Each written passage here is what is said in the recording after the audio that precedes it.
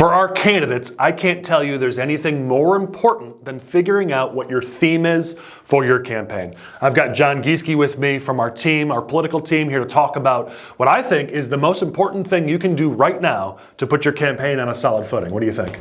Yeah, your campaign theme is one of the most important things of your campaign because it's the one thing that voters should remember about you. It's a nice succinct way to capture who you are, why you're running, and basically your entire messaging into a short phrase that, really should stick with voters. And that's the thing. It's an action-oriented, single sentence. And I'll talk about the structure in 1 second, but I know you've got a strong thought on what that theme, the focus of that theme should be, right? Yeah, the focus of that theme should be, your voters. You want your theme to have like a sense of community that brings people in. You don't want it to be about you and, yourself. Make it about, the broader public and your voting coalition to really bring them in and create a sense of community through your theme. We say this in our trainings, but here's the dirty secret. Voters don't give a blank about you. You don't matter.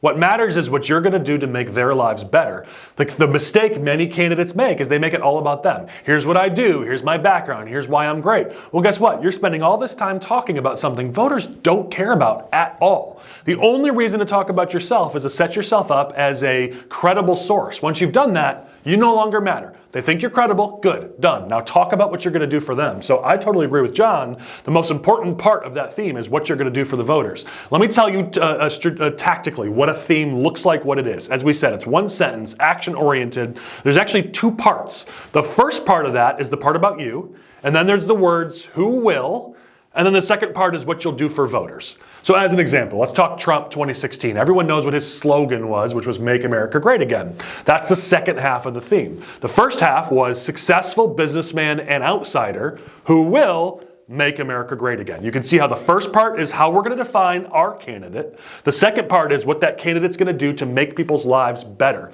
And that second part's the most important. That's why they made that their theme. They didn't make the first half their theme. They made the second half their theme because that's the most important part, what he will do to make people's lives better. That's what a theme looks like. And to John's point, that action-oriented second half is the most important part, how you're going to make people's lives better. But I know most campaigns that we interact with tend to struggle with that concept. Yeah, and I think another great example of that is, Bruce Rauner's first, race for governor in 2014. It's kind of the same essence as Donald Trump, outsider businessman who will shake up Springfield. That was a really good theme that resonated with voters at the time. You were dealing, you had Pat Quinn in there, you were dealing with Rod Blagojevich, resigning back in 2010. So shaking up Springfield was something that voters could really get behind. But the difference is, compared to his 2018 re-election, is I don't even remember what his theme was. Do you? Well, and that's the problem. You can know a good theme versus a bad theme. Think back to even Trump in 2016. You remember Trump's slogan. You remember basically his theme. What was Hillary's? I mean, she had 7 different slogans based on all the different times they tried to rebrand her and make her into a likable human. They never succeeded. And that's the problem, is a theme is you have one theme. But when you stick with it, it sticks in the minds of the voters. You see, we live in this world. We're all political nerds. And so you can tell us 30 things, and we might remember 29 of them. The problem is, to the general public, they're going to remember none of them. That's why a theme is so powerful. To John's point, in Rauner's re-elect against Pritzker, they attacked Pritzker nonstop. But it was Pritzker's bad because of this, we don't like this, he did this other thing, we don't like that. There was no cohesive theme that brought it all together. Voters aren't going to remember the individual details, but if each individual detail ties back to a theme, every single time you're consistent, you're always bringing it back to that same theme, they're not going to remember all those individual things, but they will remember that theme. And that's why that theme is so powerful. It brings things back to people's minds in a way that they can actually remember it. But without it, and I'll say most campaigns that we see don't have a theme. Without it, there's nothing to stick in the minds of the voters. And because they don't care and they're not paying attention, because the average voter spends 6 seconds a week thinking about politics. So they're not going to remember all your campaign points. They might remember your theme when they go to the ballot box. That's why the theme is so important, so you can get it to stick in the minds of your voters. And another important part of it is you're not the only candidate that voters are going to be hearing from. I mean, if you're running for county board, for example, there's a bunch of other races above you that voters are going to be hearing from. State representative, state senator, Congress, president this cycle. You need something that can make voters remember you, so when they go to the polls and they get to your portion on the ballot, they remember you and are going to fill in your name. Yeah, and the power of that theme is you want to set up a good contrast with your opposition. We don't have time to get into that in this short video. This is just to wet your noodle and get you thinking about, I really should have a theme. I suggest diving deeper into this. We have some trainings, other organizations have trainings about how to drive the contrast and how to figure out how you want to present yourself versus your opposition. A lot goes into that theme. It's not just a few words you throw on paper. There's a significant amount of thought and strategy that needs, or strategery, that needs to go into that theme to put it together. But you just, whatever you do, however you do it, you want to end up with that one succinct thing, because otherwise what ends up happening is voters remember nothing. They don't remember you, they don't remember your campaign, you haven't driven the narrative, you haven't controlled the debate, framed the issues, all the things that you hear all the time that candidates need to do doesn't happen if you don't have a theme. One of the things we also talk about a lot is how that theme helps you stay on message. You see, if you don't have a theme, what you'll run into is you're going to get questions on the campaign trail that are way off your message. It's going to happen all the time. As a matter of fact, you'll most often get questions off your message. How do you get back to your message? There's two options. There's what's called the block and pivot. Right? I'm not here to talk about that. I want to talk about this. But once you do that, has that ever worked? Once you do that, all you're telling your audience is, wait a second, why don't they want to talk about this? But if you have a theme, you can answer any question by always bringing it back to the theme. This thing could be way off message, but I know what my theme is. And so if my theme is X, if I'm talking about how I'm an outsider who wants to fix the economy, then whatever your question is, within 10, 15 words, I just need to get myself back on this topic. It empowers your candidates to not have to be robotic, to be able to actually answer questions that they get from voters, from the media, while still getting back to their message as quickly as possible. The theme empowers you to do that.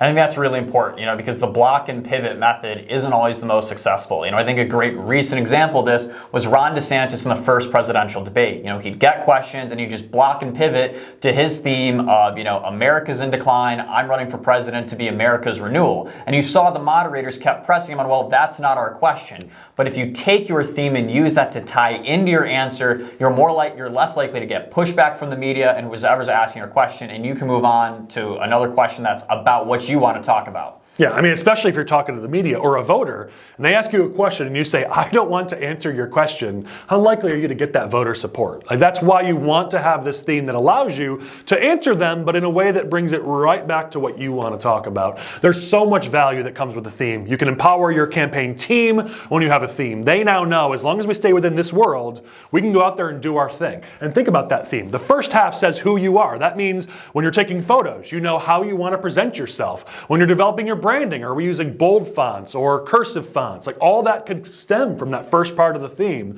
When you're talking about issues, when you're filling out questionnaires, when you're putting up a website, when you're deciding your mail plan, when you're knocking on doors, when your volunteers are out there talking about the campaign, they know from the second part what issues you want to focus on and what you want to get done. This is how you empower the people around you to represent you, to be ambassadors for your brand while still staying on your central theme. But that's what you want. You don't want it to be just a robotic, everyone memorize these next 30 words and just say these 30 words over and over, because you lose everybody's attention. But if you have 10 words or so that you say, you can talk for a minute or an hour, as long as you always say these 10 words a few times if possible, well, now you are empowered to actually be human and have real human conversations with the public.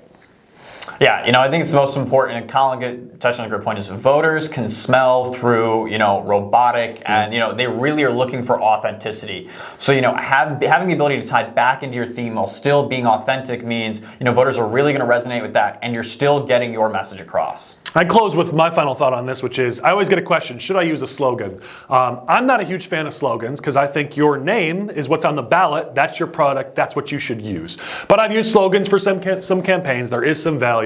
But here's the thing, you may or may not use a slogan. Every campaign must have a theme. It's nearly impossible, unless you're running in a D30 district and you're the only Republican, it's nearly impossible to win a campaign if you don't have a theme. You must have a theme. Any closing thoughts from you on this concept of themes and how important they are? Yeah, it's going to be one of the most important things of your campaign. If you're first getting ready to run for office or you're an incumbent running for re-election, really spend the time to think about what my theme is and develop a theme that's going to, resonate for who you are and why you're running. It'll pay you a lot of dividends in the long run. Yeah, and we're happy to help. So send us a note. If you shoot us a note, we will send you a handful of themes that we've seen for other candidates, not because we want you to copy paste, but so you can see what we're talking about, see some successful themes and how they've worked. So contact Core, and John or I would be happy to give you some samples that you can look at, just so you can see what we're talking about here. And let's be honest, if we can help you develop your theme, we're pretty dang good at it. We'd be happy to do that. But free of charge, if you want to see some themes that have been successful, shoot us a note. We'll get them to you. Thanks to John. I'm Collin Corbett with Core Strategies. Please go get your theme together. Get it done early, because whatever you say now, you want to say over and over again all throughout the campaign. You don't want a theme in July that you talk about for 4 or 5 months. Get a theme right now in 2023 and then use it for the next year. That will get you, the marketing term is penetration, that will get you the market penetration so people actually remember that theme come next November. So go get your theme.